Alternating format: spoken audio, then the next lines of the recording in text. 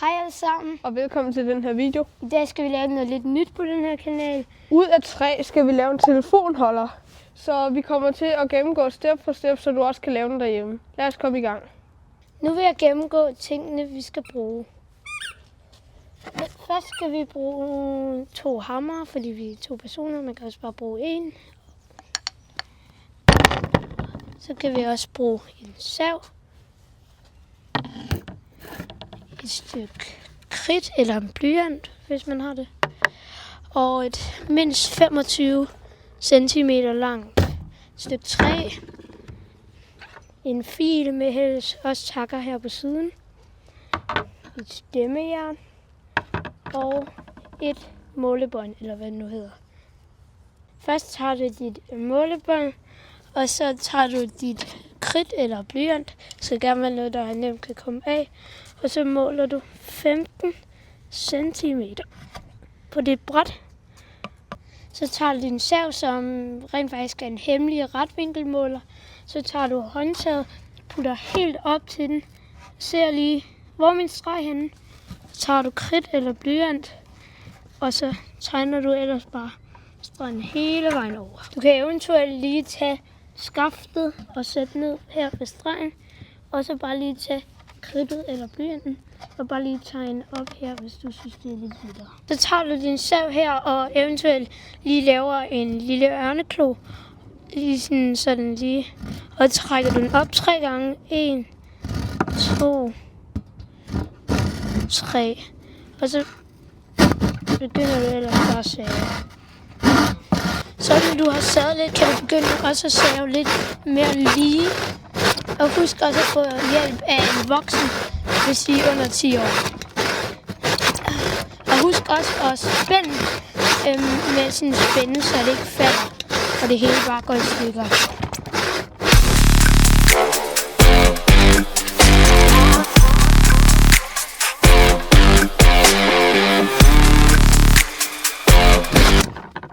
Og så er den færdig. I kan også lige tage måske en hammer og bare lige bank måske sådan en her af. Og så efter det skal du bare tage noget sandpapir og så slibe den. Du kan eventuelt også, hvis at der er lidt mange af de der knopper eller splinter på dit stykke træ, kan du også lige tage lige noget sandpapir og bare slibe det.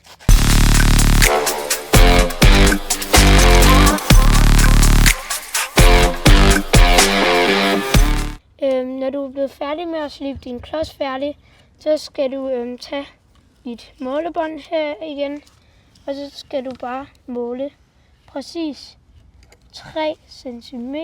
Og til det her det er meget godt at bruge en blyant, fordi det skal være meget præcist. Og det er også godt lige at spænde den fast, så den ikke rykker sig.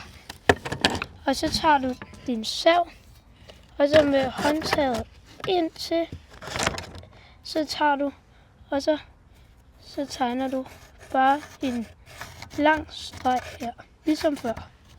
Når du har lavet din streg, så tager du den her af, og så har du på midten her, så tager du dit målebånd, så måler du, hvor tykt det træ er. I mit tilfælde er det 2 cm, og så går du hen til den her, og så måler du 2 centimeter der, og i det her tilfælde er det også meget godt at bruge blyant. Og så bagefter det, så tager du dit sav igen, og så tager du kanten helt op til stregen her, og så tegner du bare. Så tager du din målestok igen, og så lægger du den her i midten af din plade. Så måler du, hvor lang den er. I mit tilfælde er den 9,5. Så runder jeg det ned, og det bliver 4,7. Men man må gerne runde det ned sådan til 4, måske 0,5. Men man må bare ikke rulle det mere ned end 2 eller 3. Så tegner jeg en streg her ved 4,5. Og så tager jeg min sav. Og så putter jeg den helt hen til helt hen til, og så den helt hen til der, og så skal være meget præcis det her. Så man laver bare en streg ned. Men den skal ikke være sådan vildt lang. Den skal bare være imellem de 2 streger, du allerede har lavet. Og igen, hvis at du synes, det er lettere at tage nogle streger ned der, kan du også bare lige tegne dem ned der, hvis du synes, det er lettere. Nu skal du til at save, og du skal save med i den venstre af dem der, kun ind til den der streg i midten, vi har lavet. Lige ind til den der skal du bare save. Og så igen kan du lave ørneklonen, og så er det bare lige en.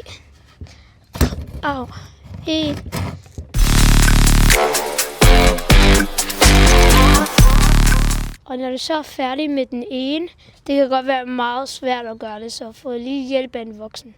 Så begynder du at save i den anden, og til det kan man også lige lave en ørneklo. Og så kan man bare begynde at save ellers.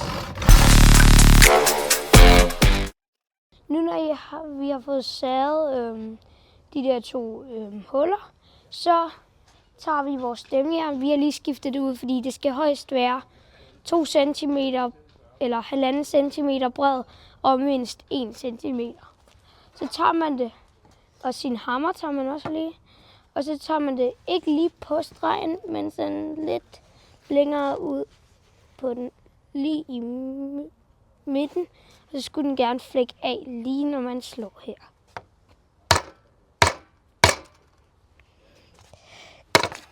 Se, så knækkede den af. Og så når du har flækket dit stykke af, så tager du din fil her. Det skal være grov i den ene side. Og så tager du den, putter ned i det der hul, og så filer du bare ind til den her streg. Men du må ikke file et sted. Du skal file sådan over det hele.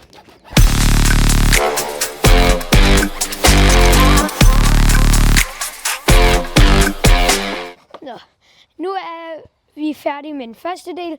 Nu vil August vise os den anden del. Så tak til Alfred for at lave den første del. Så nu er det så med mig den anden del. Der skal vi bruge træet igen, hvor vi skal få målt de sidste 10 cm af og få savet det af. Så nu skal vi have målt de 10 cm af. Så jeg tager min blyant, så det sætter den på 10 cm. Laver lige en lille streg her. Så tager jeg så min sav, som jo er en hemmelig vinkelmåler. Så lægger jeg håndtaget helt op til, og også til stregen. Laver en streg helt hen. Og hvis man er til det, så kan man også lige lave en streg ned her, så man er sikker på, at man gør det rigtigt. Så begynder du bare at save. Igen, start med lige at trække saven 2 til 3 gange. Og så træk.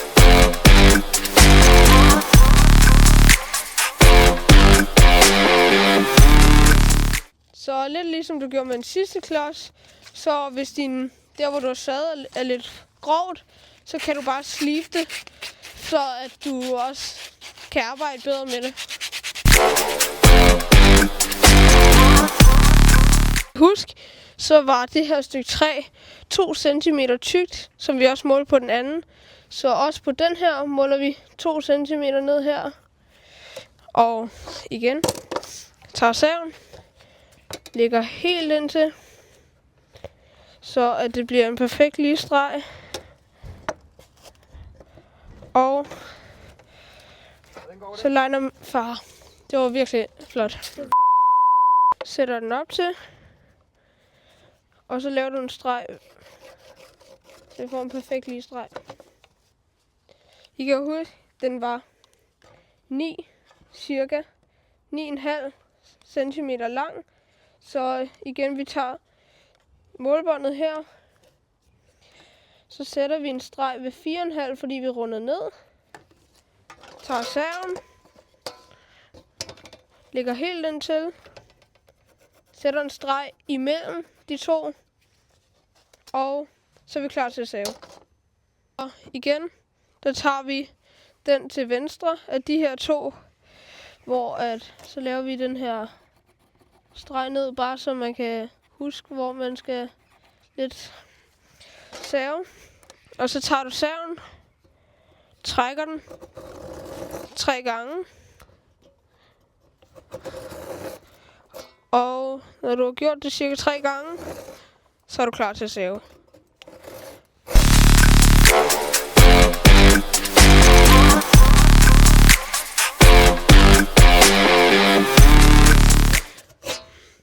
Og når I så har savet den, så kan I bare tage den af her og sætte den lidt længere ud.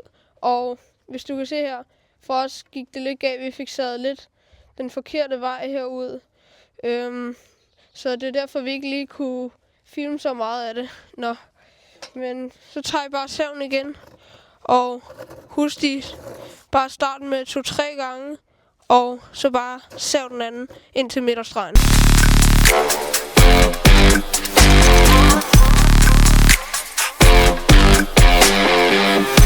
Du kan bare lade den stå og spænde fast, når du har savet dem begge to. Og så tager du stemmejernet igen. Og din hammer. Lægger det ikke helt tilbage, fordi du skal have noget at arbejde med. Så lidt fremme. Og så banker du ellers bare. Perfekt. Så tager du din fil igen. Så bruger du den her side, hvor du ligesom kører fra side til side, imens du tager den op og ned, for at få det resterende væk i bunden. Så når man så har filet den, du kan måske starte med bare at filme næsten i bunden, og så kan du tage de 2 klodser og prøve at sætte dem sammen. Og du kan se her, den er lidt for smal i bunden, og den er også for kort til, at de kan sidde helt perfekt sammen. Så kan man lige finjustere den med filen, indtil man er tilfreds med resultatet. Og hvis den så også ikke kan komme ind på grund af, at den er for tynd, så er det, du kan også bruge den flade side til at file ud i siderne. Og der skal du også køre den her bevægelse, for at det går hurtigst. Så kan man tage de her og sætte sammen. I vores tilfælde, der knækkede den her lige, fordi at vi tabte den. Men man skal bare ikke pille for meget ved det. Men så kan du se, så kan telefonen stå her. Og vi har ikke fået slibet den helt ind, men det var der ikke tid til. Men så kan telefonen stå oppe her, og så holder den her. Det ser perfekt ud. Og nu når vi har lavet de 2 klodser færdige, det har I også, så kan man slibe den med noget sandpapir. Man kan oliere den. Man kan også bruge noget trælim, hvis man har det. Og så kan man lime de her 2 klodser sammen. Hvis man ikke gider at skille med igen. Og man kan også lave et lille hul der med en boremaskine, så man også kan lade den imens, og alt muligt fedt. Det synes jeg, vi klarede meget godt, begge to, og fik lavet den. Så jeg håber, at I nød det, og også fik lavet en god en.